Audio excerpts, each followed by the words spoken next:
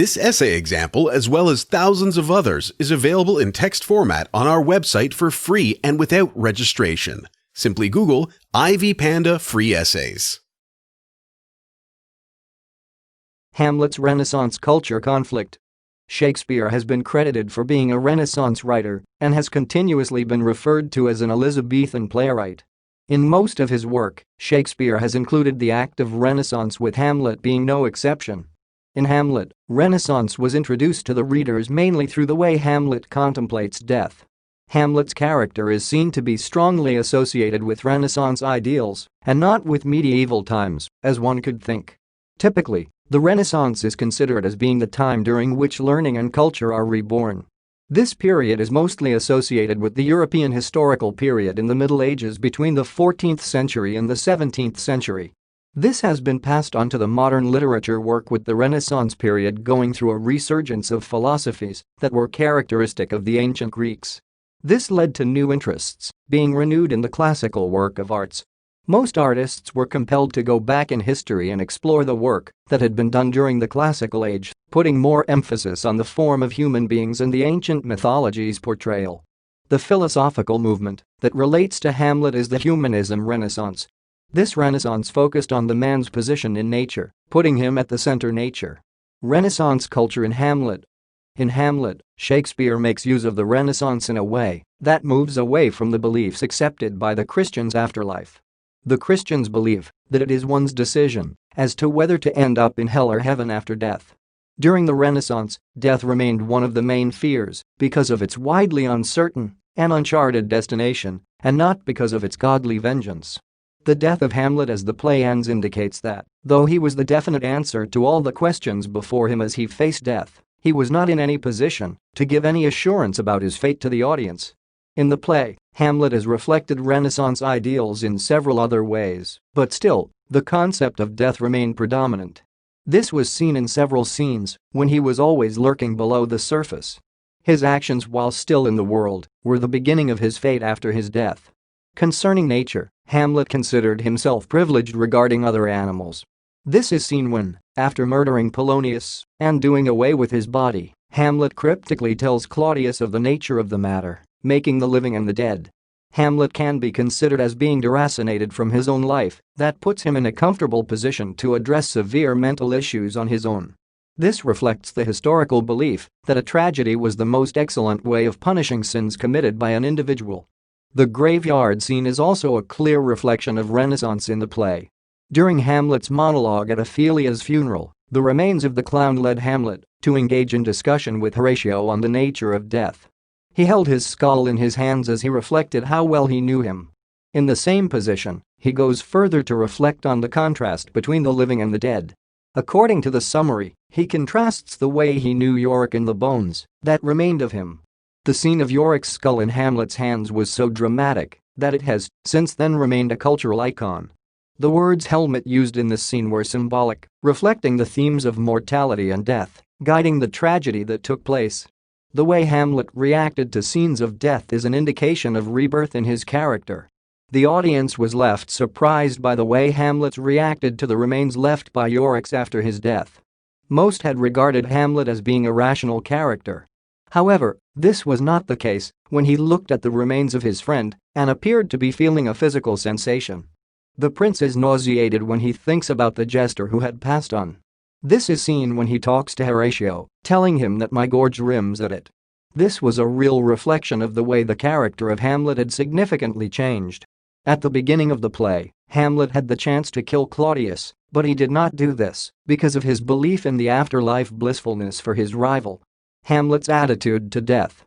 His ideas about death completely changed after this scene. By looking at the skull of Yorick, he accepts the fact that everyone will, at one time, decompose just the way Jester did. Hamlet admits, despite all human efforts to evade death, it is inevitable. Earlier in the play, Hamlet had considered death to be a distant experience. This is evident in his soliloquy, where he used the famous statement, "to be or not to be."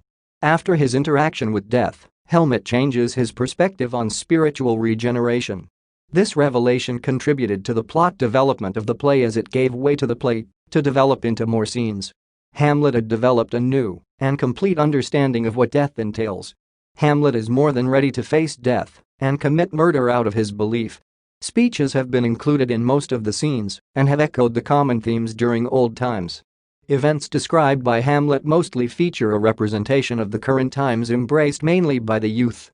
This is seen in the way Hamlet described the life lived by Yorick as being colorful, filled with songs and games. The contrast comes in after his death. Yorick's death is considered to be colorless by Hamlet, and this remains a spectacle in his mind, leaving him unsettled.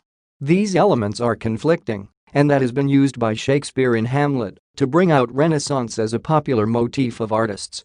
One of the major characteristics of the period is that most of the artists in the Renaissance period regarded life's glory as being ultimately temporary. The status of people, including their wealth, became meaningless once they die. The way Hamlet reflects the life of Yorick is clear evidence of this belief. He states that the cheerful jester has been reduced to an unsmiling set of bones. Yorick's life aspects were a reflection of Hamlet's character, which sums up to be common philosophical questions that were characteristic of the times of Shakespeare. Some of the scenes in the play show several facets of the total Renaissance. Hamlet's attitude and belief towards death reflected the society's Renaissance ideology. Renaissance perspective about death. The play begins in such a way that life is presented to the audience as being disillusioned following the reality that death cannot be avoided, and Hamlet ends up regarding death as being vulgar. Through the soliloquy, Hamlet can be seen complaining that the fear of death comes between a person and his life accomplishments. He later settles for a different Renaissance perspective about death when he encouraged people through preaching to them to go to the cemeteries and do exactly what he did, hold a skull in their hands.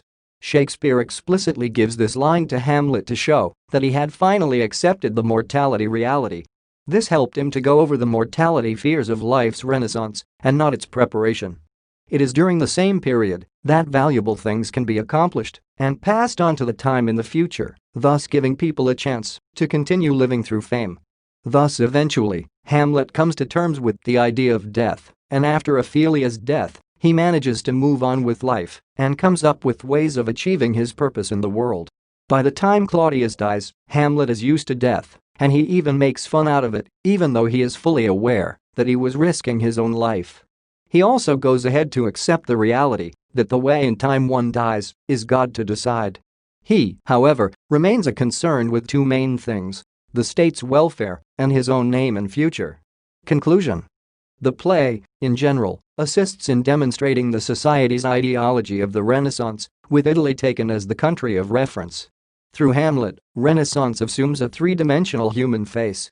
Set up in Denmark, the ideology of the play tended more to Europe than Italy, but still maintained the Italian Renaissance. There is also the issue-Renaissance conflict in Hamlet, the modern Renaissance way of reasoning, and the revenge tradition. The two affected the way Hamlet acted as well as his thinking throughout the play. Hamlet tries the best he could to justify what he did to keep his conscience clear. This is a representation of the ideals of the new Renaissance. Though the Renaissance ideals used by Hamlet were a justification of what he did, it led to unnecessary deaths of the people around Hamlet. This critical essay on Hamlet's Renaissance culture conflict was written and submitted by your fellow student. You are free to use it for research and reference purposes in order to write your own paper. However, you must cite it accordingly.